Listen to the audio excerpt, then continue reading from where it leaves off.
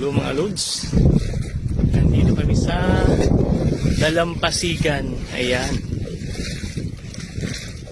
ito yung makikita mo dito sa Dalampasigan nila. See, napakaganda.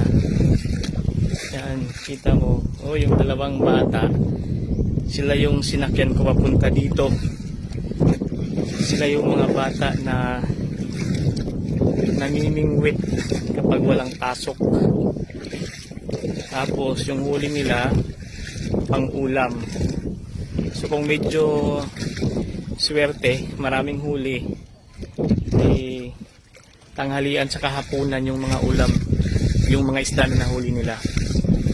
Ayan mga lods, ang ganda ng bakhaw kasi tawag ng sa amin ito.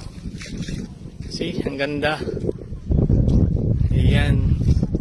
So, nandito po kasi kami sa isla, sa isang floating cottage na liligo. Tapos, tinawag ko itong dalawang bata at sumakay ako sa kanila para makapasyal dito sa Dalampasigan. See, ang ganda. Yan. Kailangan din natin mag-chillax. Chill lang dito sa Dalampasigan. Kasi first time